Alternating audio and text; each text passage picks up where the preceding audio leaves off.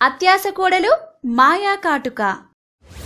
ఒకరోజు పొద్దున్నే చంద్రకాంతం నిద్రలేచి అద్దంలో చూసుకుంటూ ఉంటే తన చెవి దిద్దొకటి పోయిందన్న విషయం గమనించింది. అరే, చెవికమ్మ లేదే, ఎక్కడ పోయిందబ్బా? వామ్మో, మా ఆయన గిట్ల తెలిస్తే ఇంకా నాకెప్పటికీ బంగారం కొనియడు అనుకుంటూ ఇల్లంతా తెగ వెతుకుతోంది.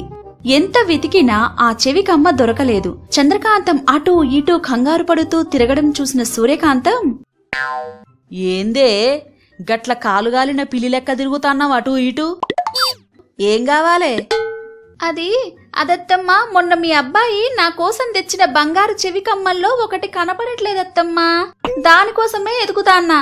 ఎక్కడ పడ్డదో ఏమో, మీకేమైనా కనపడ్డదా అని అడిగింది.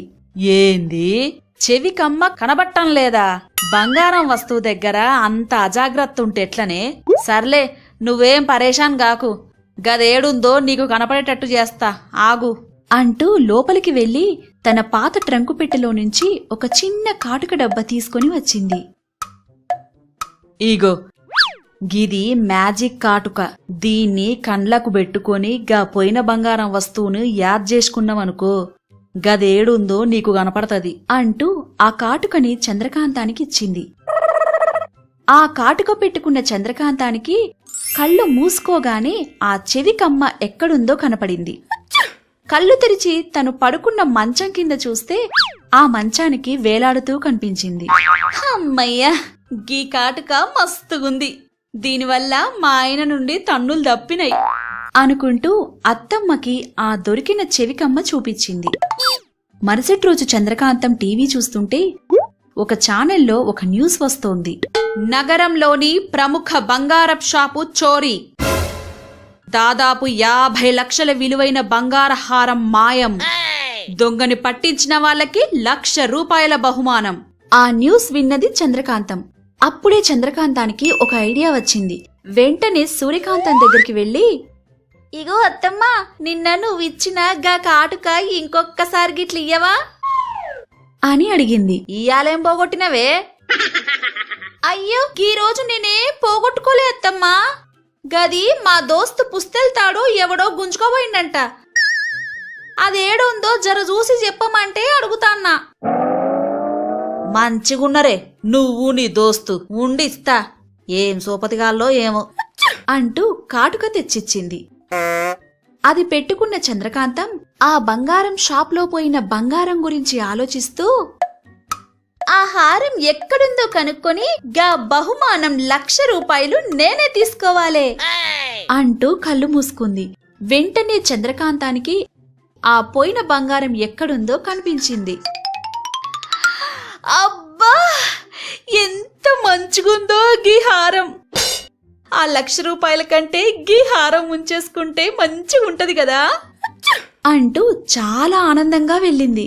దీని ఖుషి చూస్తా అంటే దీని దోస్తు కాదు గదా, దీనికే బంగారం దొరికినంత సంబరమైతాంది.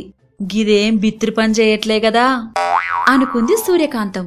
చంద్రకాంతం ఎవ్వరూ లేని ఒక ఇంట్లో అల్మారాలో దాచిన ఆ బంగారు హారాన్ని తీసుకుందామని వెళ్ళగానే అక్కడ ఒక ఆవిడ అప్పుడే ఆ బంగారు నగని తీసుకోబోతూ ఉంటే చంద్రకాంతం ఆమెను చూసింది.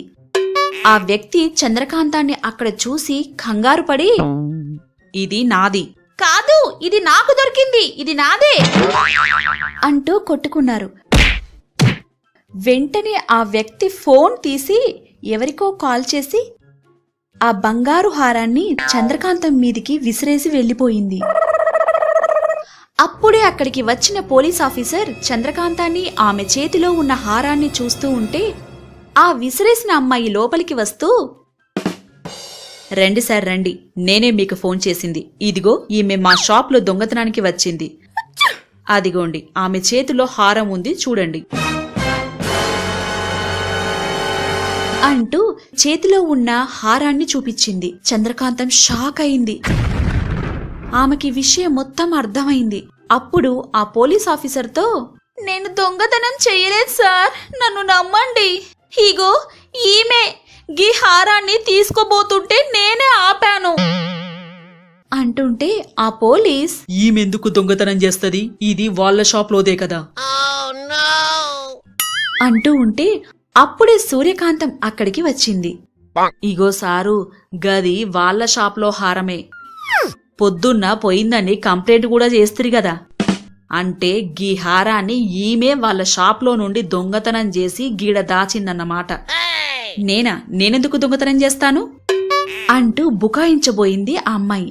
అప్పుడు సూర్యకాంతం, నా కోడలే గిట్ల దొంగతనం చేసుంటే గా సీసీటీవీలా రికార్డు కావాలే గదా, గది చూడుండ్రి అంది. అది విన్న పోలీసులు సీసీటీవీ ఫుటేజ్ చూస్తే అందులో ఆమె పొద్దున్నే ఆ హారం తెచ్చి అక్కడ పెట్టటం, మళ్లీ దొంగతనంగా తీసుకోవడం కనిపించింది.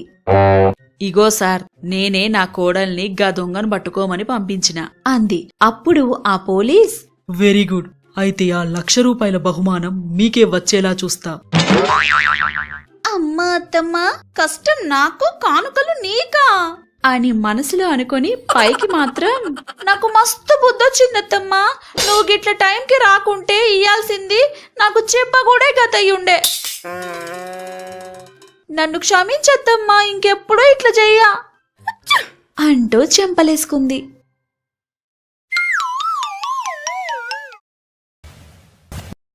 ఈ ఎపిసోడ్ కూడా మిమ్మల్ని బాగా నవ్వించుంటుందని మేం నమ్ముతున్నాం. మరి ఆలస్యం దేనికి? ఇప్పుడే సబ్స్క్రైబ్ చేసి గంట కొట్టేయండి.